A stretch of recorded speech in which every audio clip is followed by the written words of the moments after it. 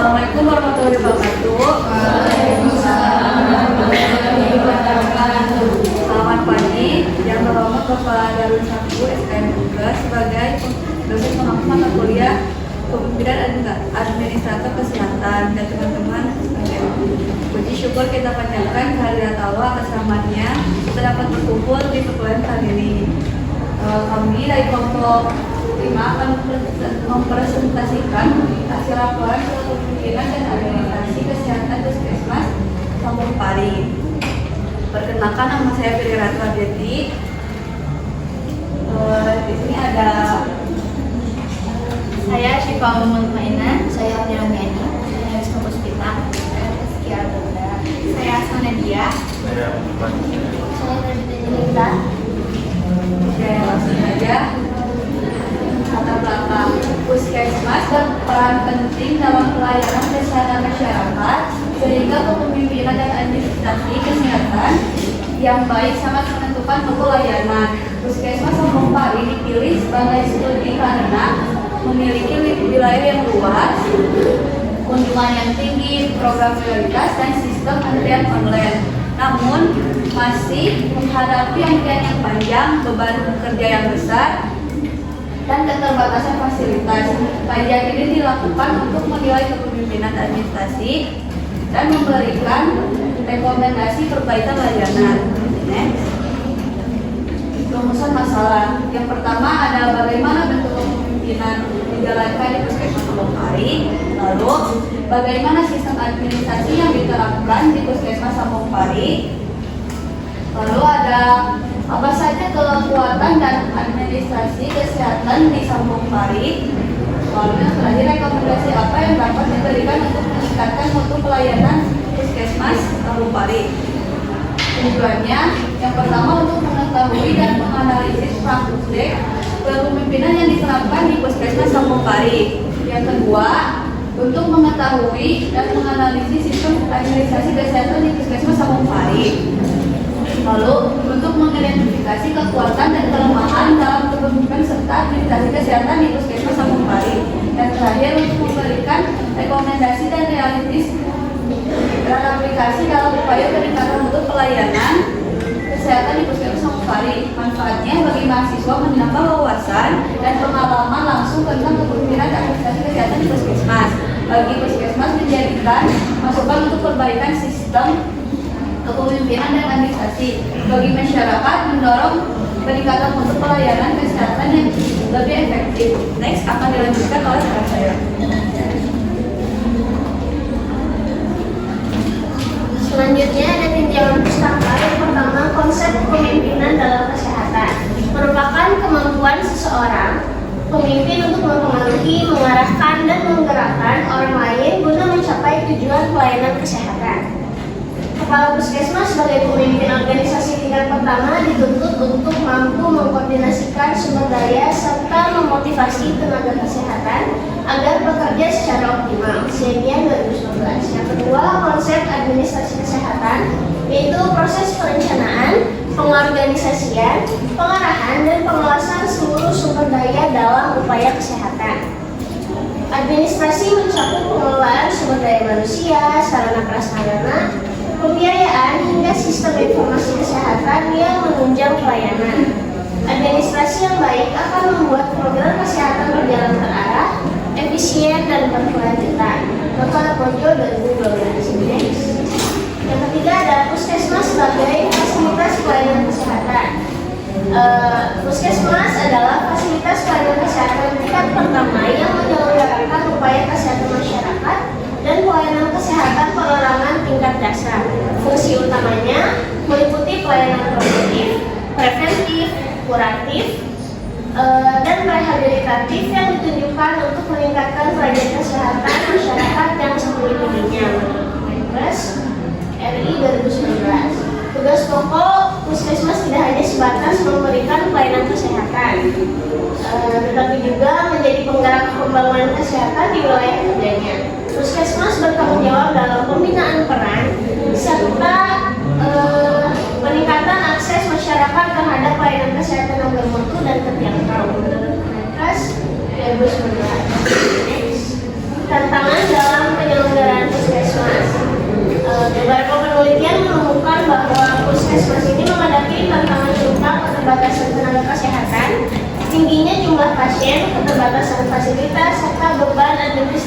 cukup besar.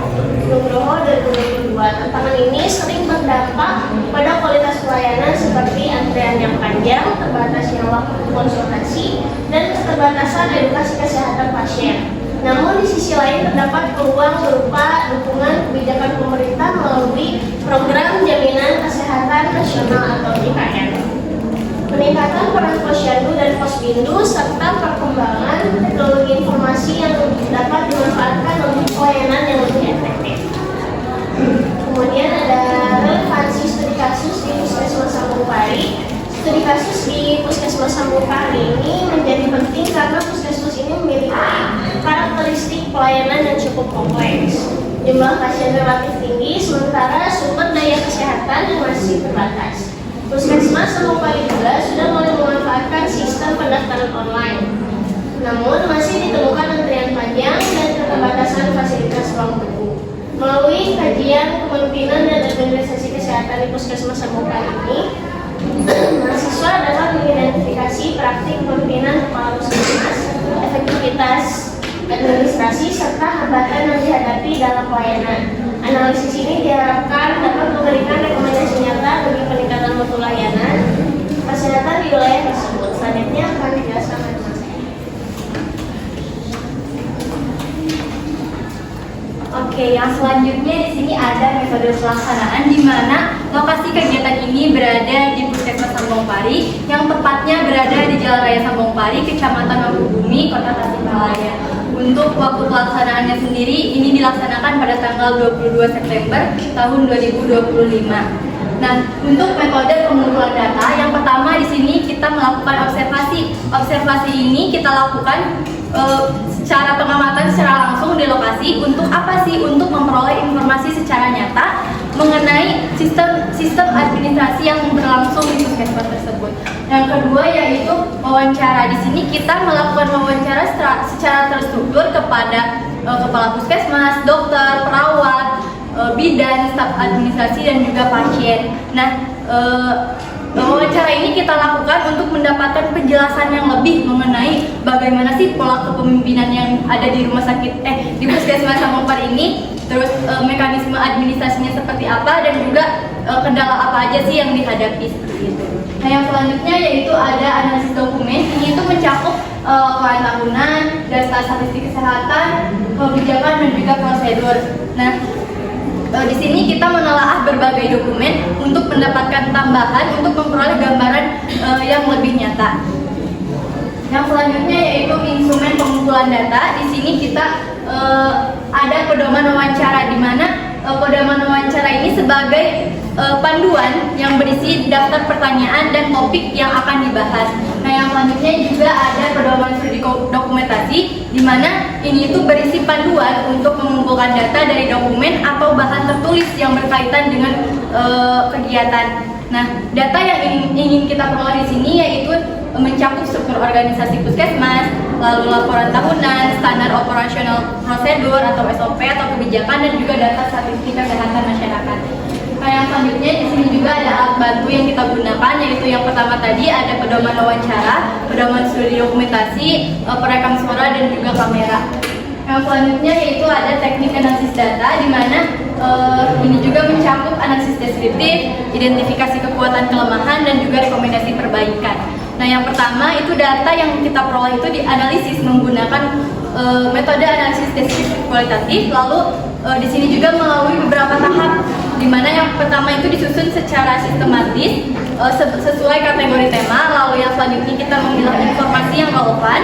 Lalu data ini disusun, yang sudah disusun ini dianalisis untuk identifikasi SWOT seperti itu. Lalu setelah itu dilakukan, kita juga menyusun rekomendasi sebagai upaya perbaikan dan juga pengembangan sistem kepemimpinan serta administrasi kesehatan. Next. Nah, di sini ada hasil dan pembahasan. Yang pertama itu terkait profil Puskesmas Sambung Pari.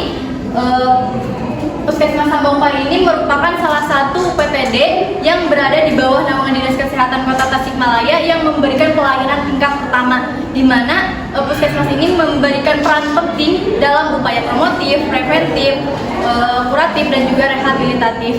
dan juga berfokus pada peningkatan derajat kesehatan melalui program kesehatan masyarakat atau UKM dan juga program pelayanan kesehatan perorangan atau UKP. Nah, untuk Puskesmas Sambung Pari sendiri itu mencakup 3 kelurahan, yaitu Kelurahan Sambung Pari, Kelurahan Sambung Jaya, dan juga Kelurahan Linggajaya. Untuk Puskesmas Sambung Pari juga ini mempunyai unit layanan, yaitu ada poli umum, poli gigi, laboratorium, farmasi, pelayanan kesehatan ibu dan anak, dan juga pelayanan kesehatan lingkungan. Untuk Puskesmas Sambung Pari ini juga sudah menyelenggarakan puskesmas pembantu, puskesmas keliling, dan juga posyandu. Next. Nah, di sini ada visi misi dari Puskesmas Sambung Pari, yang mana visinya itu dengan iman dan takwa Kota Tasikmalaya sebagai pusat perdagangan dan industri termaju di Jawa Barat. Dengan misinya di sini, untuk misinya itu sebenarnya ada 7 poin, mungkin yang saya akan sebutkan hanya 3 saja. Yang pertama itu mempertahankan Kota Tasikmalaya sebagai kota yang bernuansa agamis, demokratis, dan juga taat hukum. Yang selanjutnya yaitu mempertahankan Kota Tasikmalaya sebagai kota yang berbudaya dan juga berwawasan global, dan menghasilkan pelaku-pelaku bisnis di sektor ekonomi, khususnya industri, perdagangan, jasa pertanian yang mempunyai daya saing yang tinggi, serta meningkatkan produktivitas dan iklim hubungan industri yang sehat. Baik, selanjutnya di sini ada struktur administrasi Puskesmas Sambung Pari. Yang pertama di sini ada kepala puskesmasnya, yaitu ada Hajah Ibu. Yang selanjutnya ada kepala kasuban bela usaha, yaitu Ibu Nagari. Terus selanjutnya ada koordinator di manajemen puskesmas, ada Ibu Nagari. Ada ketua sistem informasi puskesmas, ada Ibu Suwanti. Yang ketiga ada koordinator rumah tangga, yaitu ada Ibu Resti Noralia. Yang keempat ada koordinator keuangan, yaitu Ibu Resti dan Ibu Yayet.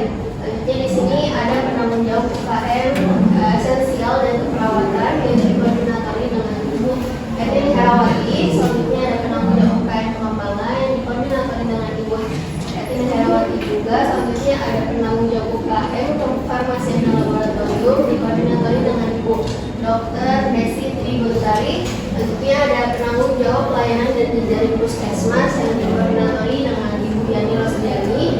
Selanjutnya ada penanggung jawab bangunan, sarana dan prasarana oleh Bapak Ali Basyo. Dan yang lain ada penanggung jawab mutu, itu dengan Ibu Dr. Leni Novianti. Nah, selanjutnya di sini ada jumlah dan jenis tenaga kesehatan Puskesmas Sambung Pari berdasarkan data bulan September 2020.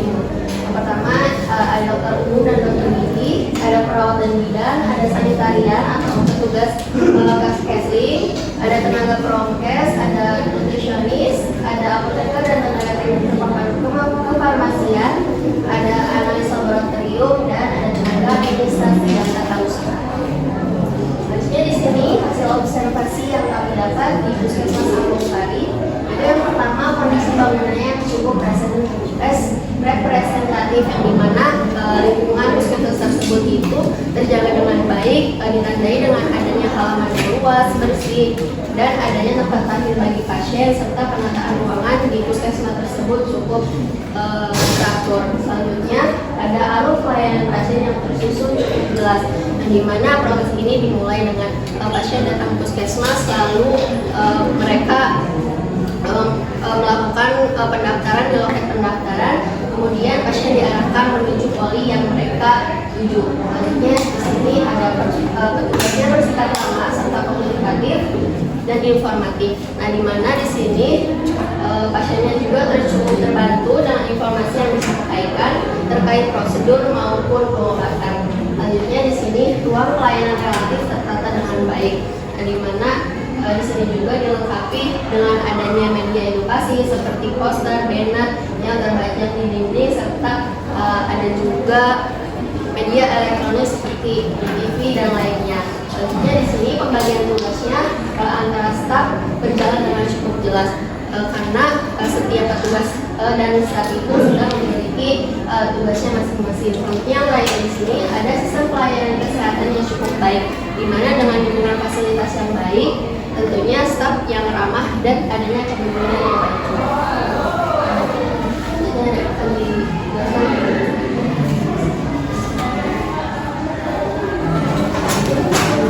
Baik, untuk selanjutnya di sini ada hasil wawancara. Jadi yang pertama kita melakukan wawancara terhadap kepala puskesmas yaitu dengan Ibu Hajah Nur Rahimah. Jadi beliau ini telah menjabat selama kurang lebih 3 tahun lamanya. Nah, ketika kami melakukan wawancara, yang pertama kita mewawancara terkait gaya dan motif kepemimpinan.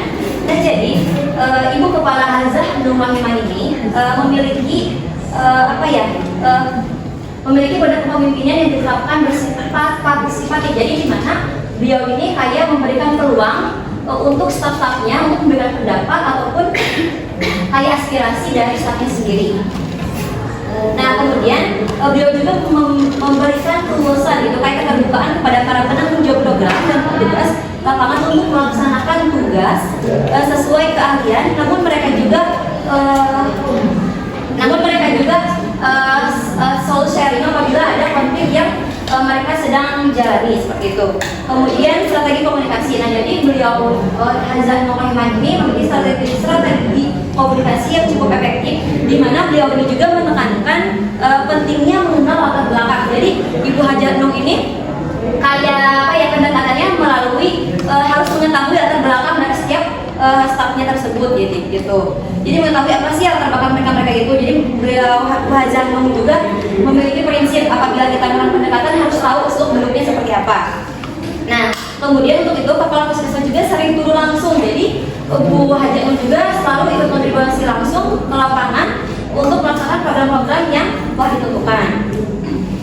Next.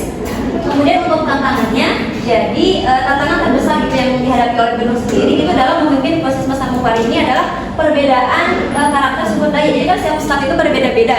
Nah, itu menjadi salah satu tantangan dari Bu Hajah Nur sendiri itu sebagai kepala.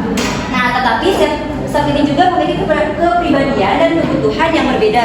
Nah, sehingga Bu Hajah Nur itu pun harus memiliki pendekatan yang lebih gitu, instan terhadap semua staf agar semua program itu berjalan dengan baik. Kemudian ada evaluasi dan masukan masyarakat. Nah, di mana evaluasi terhadap kebijakan ini dilakukan secara berjenjang gitu kan, baik dalam bentuk pemantauan langsung ataupun forum lokakaryan ini bulanan apel maupun laporan di setiap bulan. Nah, jadi Bu Hajah Nur sendiri pun evaluasi dan masukan masyarakat itu kayak terbuka, misalkan dari pasien yang dulu beliau pun kayak bantu gitu dari mulai pasiennya seperti apa, keluhan yang dapatnya seperti apa gitu. Nah, untuk evaluasi beliau juga selalu membuka kayak sebelum program ataupun sebelum pelaksanaan itu kayak ada briefing terlebih dahulu, briefing pagi seperti itu. Nah, kemudian untuk manajemen sumber daya manusia. Nah, jadi pengelolaan sumber daya mengacu pada Permenkes nomor 17 tahun 2023, di mana kebutuhan tenaga kesehatan ini diidentifikasikan melalui rembuk rencana kebutuhan. Nah, jadi jika terdapat kekurangan ataupun misalnya tenaga kesehatan lingkungan ini, maka diusulkanlah melalui jalur resmi atau direkrut melalui tenaga BLUD seperti itu. Kemudian untuk next yang keenam itu mutu pelayanan inovasi. Nah, di mana untuk pelayanan dipantau melalui survei internal maupun eksternal, kepala puskesmas itu mendorong inovasi melalui program penanganan diabetes mellitus, inovasi sambung pusaka dalam upaya kesehatan kerja serta layanan prolanis untuk pasien lansia. Nah, yang ketujuh ada penanganan krisis. Jadi meskipun beliau belum menjabat sebelum saat pandemi, jadi kan beliau 3 tahun, jadi pas pandemi itu belum menjabat gitu, belum masuk ke Sambung Pari. Nah, tapi kepala puskesmas ini menyampaikan bahwa puskesmas ini memiliki protap penanganan krisis gitu, termasuk sistem pelaporan cepat. Nah, jadi koordinasi dengan sektor terkait itu serta pelaksanaan teknis yang ditetapkan pemerintah saat terjadi kejadian berbasis itu kayak sudah berpengalaman, tetapi mereka juga mengacu pada pengalaman sebelumnya seperti itu. Kemudian ada pun next, kemudian ada pesan next ya. Nah, kemudian untuk ada di sini ada dokter, dimana kita mewawancarai dokter Rijal Sanjaya. Nah, untuk dokter Rijal Sanjaya ini, beliau juga bekerja di Puskesmas Sambung Pari ini selama 1 tahun sebagai dokter umum. Nah, dia juga menilai kepemimpinan di puskesmas sudah berjalan cukup baik. Jadi beliau itu menilai bahwa Hajah Nur itu sudah cukup cukup baik gitu. Nah, terutama dalam komunikasi dan koordinasi itu sendiri. Jadi dokter pun menilai bahwa Bu Hajano itu punya komunikasi dan koordinasi yang baik terhadap bawahannya itu. Nah, kemudian kebijakan dan prosedur yang dianggap sudah cukup efektif juga dalam bidang pelayanan. Nah, kemudian kata dokter Rizal Sandia sendiri, menurutnya tenaga kesehatan sudah memadai gitu ya, setiap kegiatan telah terisi sesuai kebutuhan. Nah, kemudian terkait pelayanan kesehatan, dokter juga menilai kualitas pelayanan sudah bagus gitu ya, fasilitas antrian online telah berjalan dengan baik gitu. Nah, kemudian untuk tantangannya sendiri, kata Dr. Rizal itu penyamaan persepsi gitu ya antara tenaga kesehatan itu terdapat perbedaan pendapat. Nah, serta keluhan pasien mengenai antrian panjang yang tidak dapat dipercepat gitu kan, karena sistem harus sesuai aturan juga. Seperti itu. Kemudian yang ada bidan. Nah, kemudian sendiri ini Ibu Nur Samsia, di mana Ibu bidan ini telah bekerja sejak 2017 gitu ya, setelah sebelumnya bekerja di wilayah kelurahan gitu. Nah, saat ini dia juga bertanggung jawab itu dalam program KIA ataupun serta layanan di ruang KIA ataupun MTBS bersama dokter gitu ya. Jadi Ibu bidan ini fleksibel gitu, apabila bukan adanya pendidikan itu sedang suka membantu kayak ada kecerdasan dan sebagainya. Jadi bidan ini tetap memprioritaskan bidan, tetapi ketika dia senang dan sebagainya, dia juga kayak membantu rekan lainnya gitu. Nah, jadi kata beliau juga gini, menurutnya gitu ya, prioritas utama tetap pada program kebidanan gitu ya. Namun bidan juga dituntut untuk fleksibel gitu dalam melaksanakan tugas lain seperti itu. Nah, kemudian ada pun tantangan dari sendiri gitu ya. Nah, untuk tantangannya sendiri ini yang dihadapi beliau ini belum tersedianya pelayanan persalinan 24 jam gitu ya, akibat kurangnya tenaga bidan yang bersedia bekerja dengan sistem shift gitu. Lanjut ke perawat. Nah, untuk perawat ini yaitu Fajar Rahmatullah, di mana Pak Fajar ini telah bekerja di Puskesmas Sambong Pari sejak 2021 gitu ya. Nah, dia juga bertanggung jawab memberikan pelayanan kesehatan dasar, kemudian edukasi kesehatan juga, serta tindakan kegawat daruratnya juga. Nah, dalam pekerjaannya ia juga mengutamakan kedisiplinan di empati serta pelayanan sesuai SPO seperti itu. Nah, prioritas utama perawat ini yaitu keselamatan pasien dan peningkatan mutu pelayanan.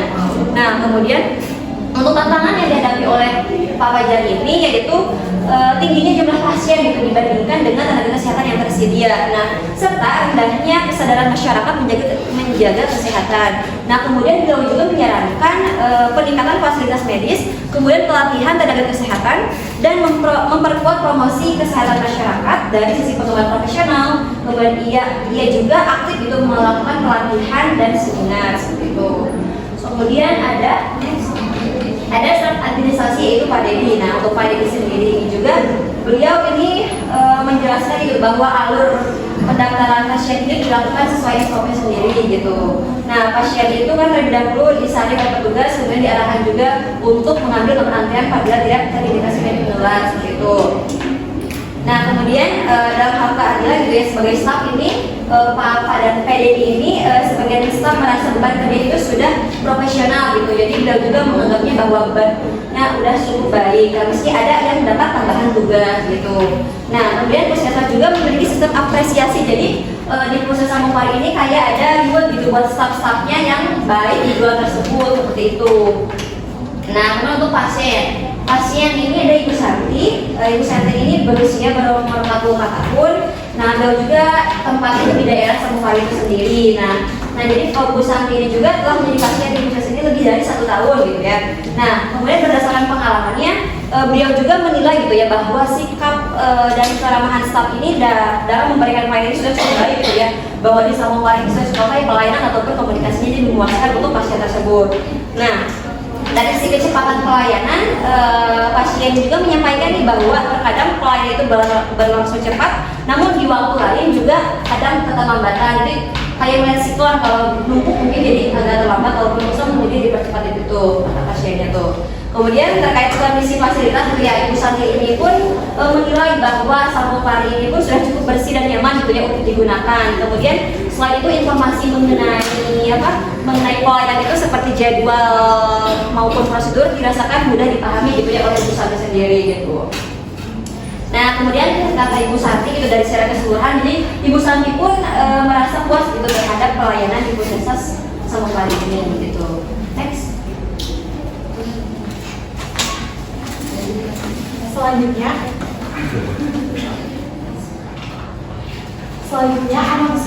analisis ini tuh diambil dari beberapa wawancara dimulai dari kepala puskesmas dan juga misalnya dari bagian administrasi dan juga dari pasien. Yang pertama itu ada kekuatan. Yang pertama, pimpinan dinilai komunikatif, tegas serta melibatkan staf di dalam pengambilan keputusan. Yang kedua itu sumber daya manusianya sudah tersedia, tugas sudah dibagi ke dalam klaster, pelayanan sehingga lebih terstruktur. Kemudian antrian online dan pelayanan klaster juga sudah berjalan efektif. Yang keempat, fasilitas ramah disabilitas tersedia, mulai dari kursi roda dan juga adanya pegangan handheld. Terus setiap profesi mulai dari dokter, bidan, perawat saling membantu jika ada petugas yang berhalangan. Selanjutnya ada kelemahan.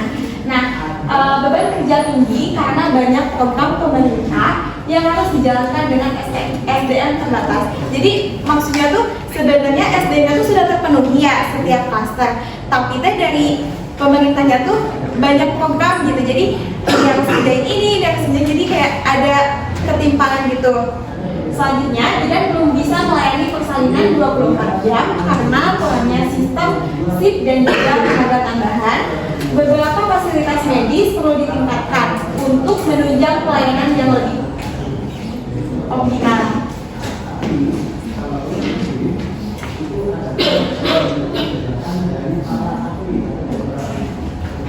Selanjutnya, keluhan masyarakat terkait antrian panjang yang masih sering muncul. Nah, pas saat observasi itu sebenarnya tuh tempat kayak antrian tuh udah lumayan luas ya. Mungkin karena di puskesmas itu tuh pasiennya emang lumayan banyak gitu ya tiap harinya. Jadi ada beberapa keluhan dari masyarakat. Kemudian kadang muncul perbedaan pendapat antar staf yang memerlukan penyamaan persepsi. Nah, kalau itu kan di mana-mana di instansi manapun pasti ada ya kalau misalnya perbedaan pendapat. Nah, ada peluang pelatihan dan workshop rutin dari Dinas Kesehatan untuk meningkatkan kompetensi tenaga kesehatan. Kemudian, kegiatan promosi kesehatan bisa meningkatkan kesadaran masyarakat tentang pentingnya menjaga kesehatan. Kemudian, sistem antrian online yang sudah berjalan dapat dikembangkan lebih lanjut untuk meningkatkan efisiensi pelayanan. Puskesmas berupaya menambah tenaga bidan untuk pelayanan persalinan 24 jam. Yang kedua itu ada ancaman. Yang pertama, jumlah pasien yang terus meningkat tidak sebanding dengan kapasitas SDM dan fasilitas puskesmas. Jadi pas observasi itu, si pasiennya tuh benar-benar banyak gitu. Padahal udah bilang, oh di puskesmas ini mah luas, ruang tunggunya entah udah lengkap gitu. Tapi pasiennya tuh banyak banget. Terus antrian panjang berpotensi menimbulkan ketidakpuasan pasien yang dapat menurunkan citra puskesmas. Dan terakhir, perbedaan persepsi antar tenaga kesehatan jika tidak dikelola dengan baik dapat menghambat pelayanan. Selanjutnya akan dilanjutkan oleh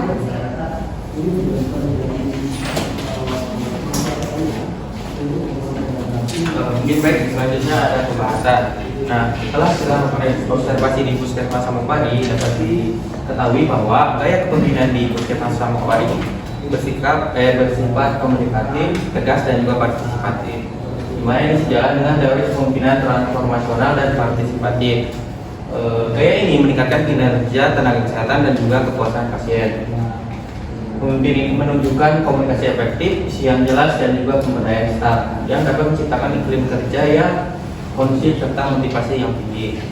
Lalu untuk administrasi kesehatan juga telah terstruktur melalui klaster pelayanan, mendukung kelancaran operasional sesuai dengan teori Noto Atmojo tahun 2012 dan juga Yunani tahun 2020. Administrasi itu mencakup perencanaan, perorganisasian, pengawasan dan juga pengambilan keputusan yang sistematis. Meski berjalan efektif, di Puskesmas Samopari masih terdapat kendala berupa sumber daya manusia dan juga keterbatasan fasilitas. Lalu analisis SWOT juga menunjukkan bahwa kekuatan di Puskesmas Sambung Pari berupa komunikasi pimpinan yang baik dan juga kerjasama tim yang solid, serta kelemahan ada pada beban kerja yang tinggi dan juga sarana terbatas. Lalu untuk peluangnya ada pelatihan dan juga pengembangan sumber daya manusia yang dapat menjadi langkah strategis Puskesmas Sambung Pari untuk meningkatkan mutu layanan.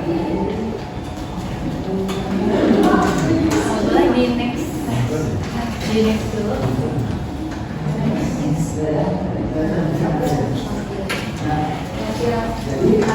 Mungkin di sini saya akan menjelaskan terkait dokumen gitu yang ada di Puskesmas Sambung Pari. Di sini ada laporan tahunan, di mana di laporan tahunan ini sudah berisi capaian SPM Puskesmasnya, di mana indikator dari programnya itu sudah sangat baik dan sebagian itu sudah mencapai atau bahkan melebihi target capaiannya. Mungkin emang masih ada beberapa yang belum tercapai, yaitu ada di pelayanan HIV, di mana itu hanya dicapainya itu di 52,35% saja.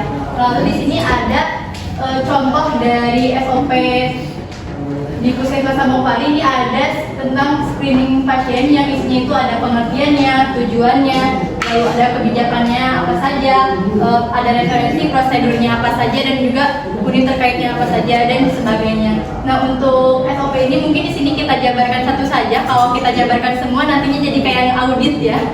Lalu yang selanjutnya di sini ada data statistik kesehatannya.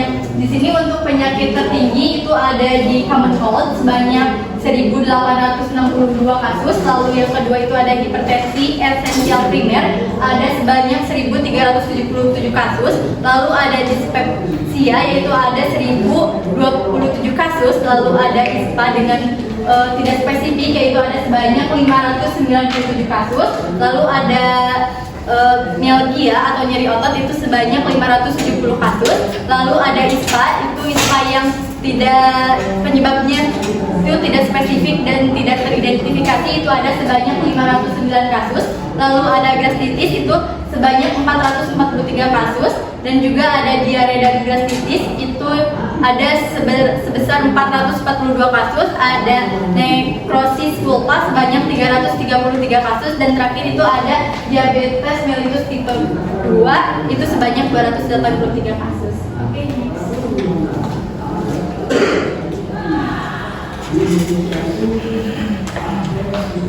Selanjutnya itu kesimpulan, Puskesmas Sambung Pari memiliki layanan dasar yang baik dengan tenaga kesehatan yang lengkap, sistem antrian online, dan fasilitas ramah disabilitas. Kepemimpinan dan koordinasi tim di Puskesmas Sambung Pari juga sudah cukup efektif melalui musyawarah dan koordinasi tim yang dilakukan secara rutin. Meski demikian, masih terdapat beberapa kendala, di antaranya yaitu seperti antrian yang panjang, beban kerja yang tinggi, dan pelayanan persalinan 24 jamnya masih belum optimal. Temuan ini menjadi dasar penting untuk peningkatan mutu layanan ke depannya. Selanjutnya yaitu menurut rekomendasi, Puskesmas Sambung Pari perlu menata ruang tunggu agar lebih nyaman dan mengoptimalkan sistem antrian online dengan penjadwalan terstruktur dan penambahan tenaga kesehatan khususnya bidan untuk pelayanan persalinan 24 jam. Selain itu juga peningkatan edukasi kepada pasien melalui penyuluhan secara singkat dan pembagian kerja yang seimbang, serta dukungan dari Dinas Kesehatan berupa pelatihan serta sarana tambahan menjadi langkah utama untuk meningkatkan mutu pelayanan. Baik, cukup sekian yang dapat dipaparkan.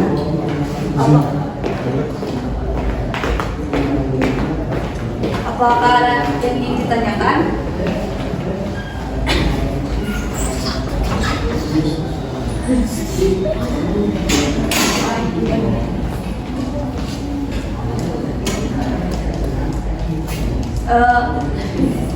Ya.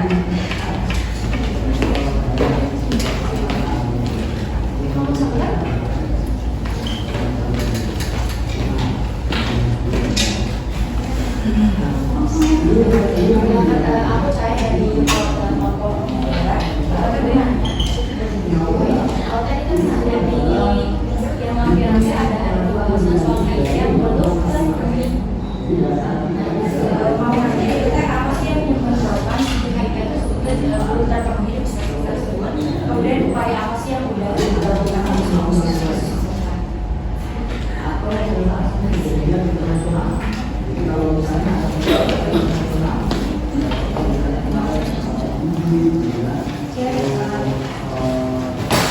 aku Raisa dari perwakilan kelompok 1. Izin bertanya ya. Sebenarnya tadi tuh mengenai keterbatasan fasilitas yang aku dapat itu belum dijelaskan secara spesifik. Itu mungkin yang terdengar tuh hanya tadi itu mengenai pelayanan. Pengen tahu aja ya, menurut pengamatan kelompok kalian itu ada nggak sih kayak faktor yang bisa bikin kalian tuh bilang fasilitas itu tuh masih kurang memadai itu apa gitu? Terus kayak penyebab keterbatasan tersebut tuh apa gitu? Dan juga ada nggak sih regulasi internal gitu yang sedang diupayakan oleh Puskesmas untuk mencapai gitu standar pelayanan kesehatan di Puskesmas Sambung Pari tersebut? Aku Dila dari kelompok 2 izin bertanya. Tadi kan sudah disinggung terkait sistem pendaftaran online-nya, tapi di kendala juga masih ada itu kendalanya antrian yang panjang. Nah, menurut observasi kalian, kenapa gitu penumpukan antrian itu masih terjadi? Apakah faktornya itu dari sistem online yang belum efektif atau ada faktor penyebab lainnya?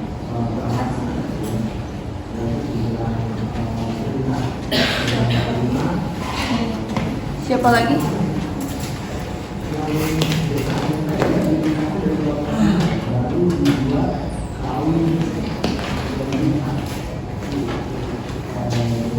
Oke, saya mau jawab ya. Mungkin menangkir tadi teman-teman melakukan pendidikan data terkait Permenkes, tapi itu poin teman-teman. Jadi Permenkes nomor 17 tahun 2020 itu kan Puskesmas. Jadi melakukan Permenkes nomor 17 tahun 2020 tentang perubahan dari Permenkes nomor 4 tahun 2020 tentang penyelenggaraan institusi penerima oleh pelapor. Sedangkan dari teman-teman itu terkait dengan pengelolaan SDM akan berbeda tidak dengan aturan Permenkes nomor 26 tahun 2017 tentang pengelolaan pengadaan sumber daya manusia kesehatan dalam bentuk program dari kesehatan dan pengadaan. Nah, sebelumnya itu tadi ada teman pada dalam tugas tentang pengelolaan SDM ada di Puskesmas, mungkin banyak yang berarti ini menjelaskan bahwa belum tercukupnya atau belum memadai. Nah, tapi untuk salah satu dosennya akan direkrut melalui BLB. Nah, jika belum optimal BLB, apakah Muhammad dari persepsi ini belum menjadi baik? Nah, terus juga tadi terkait dengan apakah workshop dari pemerintah itu cukup melaksanakan Izin diskusi dulu ya sebelum menyiapkan pendapat yang lain. Jadi yang pertanyaan itu kan apa terkait pendaftaran online gitu ya, tapi masih penuh dan sebagainya gitu ya, akan online. Jadi setelah kami observasi gitu ya, jadi setelah kami mengetahui, kami juga melihatnya bahwasanya betul untuk online itu kayak membludak, nggak tahu kenapa gitu ya, nggak tahu kenapa pas waktu kami ke sana itu mungkin dalam musim sakit gitu ya, jadi si penduduk Sambung Pari itu ke sana itu kayak barang-barang dan sebagainya mungkin lagi pada musim sakit, jadi si antrian pun penuh gitu ketika ada yang secara langsung ataupun online. Jadi saya juga melihat pas waktu itu udah ada daftar online tapi kayak ada kendala dan sebagainya, mungkin ya pernah melihat langsung ada seorang pasien yang datang ke sana udah daftar belum, udah Pak online, tapi kita dicek tapi belum masuk. Nah itu mungkin salah satu penghadapan juga dalam sistem online tersebut. Oh jadi online pun belum tentu maksimal gitu, belum tentu langsung masuk gitu, ternyata harus dicek data lagi seperti itu yang saya lihat pas waktu nunggu gitu. Kemudian betul pas waktu ya kan online yang masuk ke klaster, kemudian kita nunggu lagi obat kan, nunggu obat yang dipanggil lah, bisa juga penumpukan dimana yang satu yang dari pagi belum keluar begitu masuk. Jadi terjadi kepadatan di Puskesmas. Nggak tahu kenapa pas waktu kita ke sana itu memang betul-betul banyak gitu, entah dari masyarakat yang musim sakit jadi ngabring semuanya ke sana, jadi terjadi penumpukan dan sebagainya, nggak tahu gitu. Tapi memang betul ya penumpukan, mungkin dari ruangannya pun kayak kecil gitu, jadi ruang tunggunya tuh kayak panjang gitu, jadi betul ada pasien yang sambil berdiri dan sebagainya, ada yang sakit seperti sebagainya. Itulah mungkin harus dievaluasi kembali, dan harapan ibu kepala pun pernah berkata kayak pengen ngerenovasi gitu di bagian antrian itu. Jadi biar nggak ada pasien yang sambil berdiri dan sebagainya seperti itu. Jadi gitu yang kita lihat pas waktu hasil observasi itu. Targetnya penumpukan, kemudian online pun belum tentu langsung datang langsung masuk ke ruangan, tapi juga masih harus input data dulu, soalnya ada kendala dan sebagainya. Seperti itu yang saya lihat pribadi sama teman-teman ya gitu. Cukup enggak Dila? Apakah ada yang lain? Ya, makasih ya.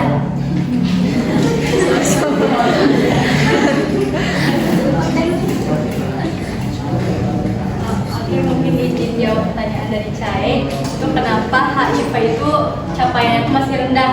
Karena dilihat dari penyakitnya sendiri gitu, HIV itu tuh banyak stigma masyarakat yang masih kurang gitu terkait penyakit ini. Juga kayak kesadaran dari masyarakatnya sendiri untuk memeriksakan penyakit ini juga masih kurang, sehingga capaiannya itu belum memenuhi. Jadi upaya dari Puskesmas Sabong Pari ini tuh yang pertama kan tadi ada kayak pustu kayak gitu kan ya. Mungkin dari sana boleh adanya dilakukan kayak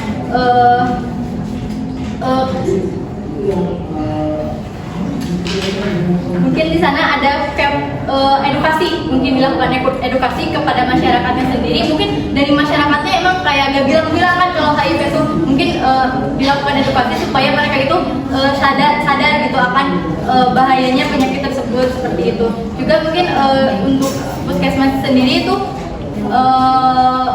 memantau gitu, selalu memantau capaian target-target programnya sehingga semua capaian itu bisa tercapai seperti itu. Mungkin apakah terjawab? Izin menjawab yang dari saya, pertanyaannya tadi itu berkaitan dengan keterbatasan fasilitas yang telah disinggung sebelumnya. Berdasarkan pengamatan kelompok kami itu faktor penyebab keterbatasan fasilitas itu tadi ya sudah disampaikan oleh kami juga, jadi berkaitan itu jadi adanya antrian yang panjang yang menyebabkan faktor penyebab keterbatasan itu adanya ruang tunggu yang kurang.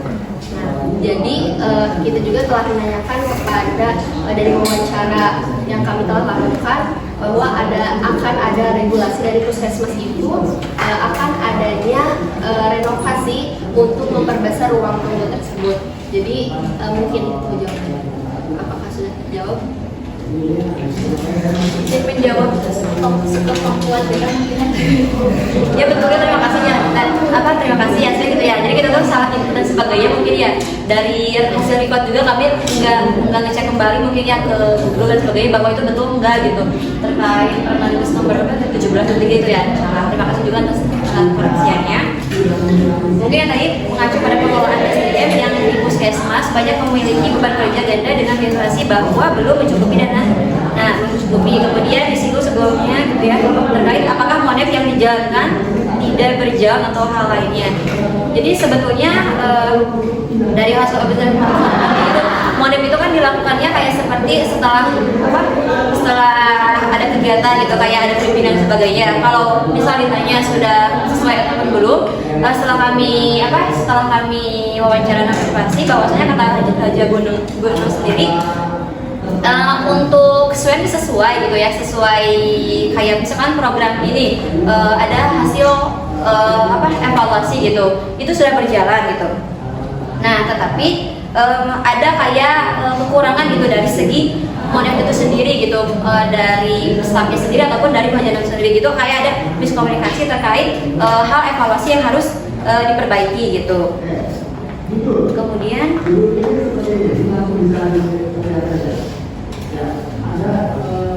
Kemudian apa itu teh pelatihan dan pengembangan staf poskop itu boleh dijelaskan kembali nggak ya biar sesuai dengan itu?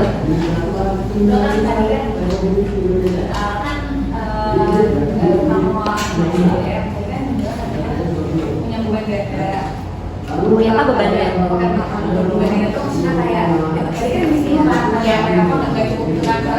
dia di bidang medis tapi dia juga bilang prokes, sama dia juga gitu. Tapi tadi kalau misalnya di Mapima akan direktur melalui BLD. Nah berarti itu gimana kok bisa? Karena bakal direktur bukan sesimpel atau nggak bisa program nakal atau ada lagi? Iya itu mungkin salah satu katanya tuh. Iya. Terus kedua, apakah dari kalau nanti kita mengelola SDM, berarti kan harus ada pelatihan pengembangan keahlian Nah, ini juga ada workshop dari kita. Apakah itu sudah optimal melihat keinginan Kalau ditanya yang tadi kan misalnya itu kayak kekurangan biaya dan sebagainya, gua wajar pun pernah menyinggung seperti itu. Jadi emang sih SDM itu belum merata, tapi kalau misal kekurangan jadi ke PLUD gitu, intinya tuh gua wajar tuh menyinggung terkait hal itu pokoknya.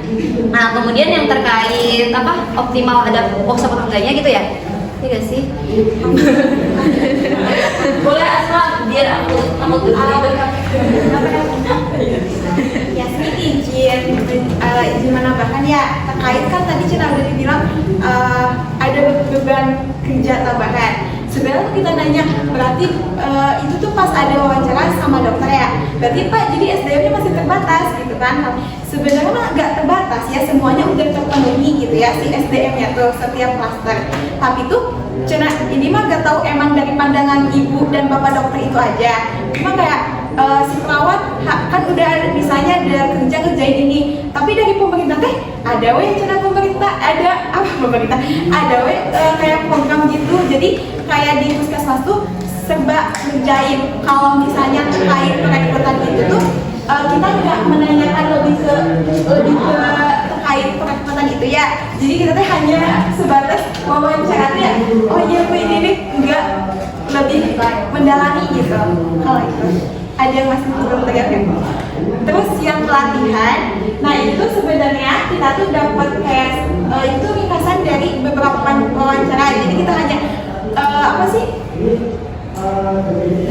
jadi hanya ada di situ udah ada nih pelatihan dari pemerintah, tapi enggak kita menanyakan oh ini udah optimal atau belum, efektif udah belum gitu. Jadi mungkin itu masih belum, kita observasinya belum terlalu mendalam gitu. Sebuah klarifikasi. Mungkin izin menambahkan, kenapa sih kayak kita observasi belum mendalam seperti yang dikatakan Asma? Soalnya kita kan tadi adanya pedoman wawancara, jadi kita mengacu pada pedoman wawancara yang pertanyaannya sudah terstruktur, tersusun di sana. Jadi sudah mengacunya ke situ, jadi kita nggak mendalami lebih lagi terkait apa yang sudah ditanyakan tentang panitia. Itu tapi sebenarnya dari awal itu jadi kebingungan apa kemungkinan ya tadi itu disinggung sama Bapak di awal bahwa ini untuk mempelajari kemungkinan dan juga ada masuk pemberian dan dari awal memang tidak hanya terkait dengan kemungkinan, soalnya pertanyaan dari kelompok kami juga dapatnya juga pertanyaan seperti itu gitu. Ini sebenarnya tentang pendalaman dari operasional sendiri. Nah kenapa tadi jadi untuk tentang pengalaman karena sejauh ini kan memang kelompok akhir ya. Sejauh itu dari kelompok awal sampai kelompok itu rata-rata ada di bulan dari puskesmas. Sebenarnya ini menjadi suatu kesedihan ya. Maksudnya kayak mereka puskesmas, mereka paskes yang pertama kontak sama masyarakat, tapi kenapa mereka dapat seperti itu? Mungkin juga pertanyaan bapak gitu ya. Kenapa tidak Pak? Karena ya semua itu terjadi kita di puskesmas kan. Nah yang itu sih. Jadi memang sebenarnya nggak apa-apa kalau teman-teman nggak punya observasi dalam, karena memang ini juga ya jadi pertanyaan pemerintah juga kan. Kenapa dia ada di program tapi dengan dana yang ada kenapa harus dorong ke hal lain gitu? Aku nggak yang esensial itu.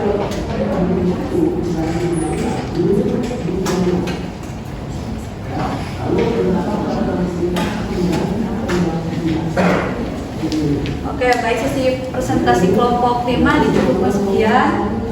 Itu saya saja. Assalamualaikum warahmatullahi wabarakatuh.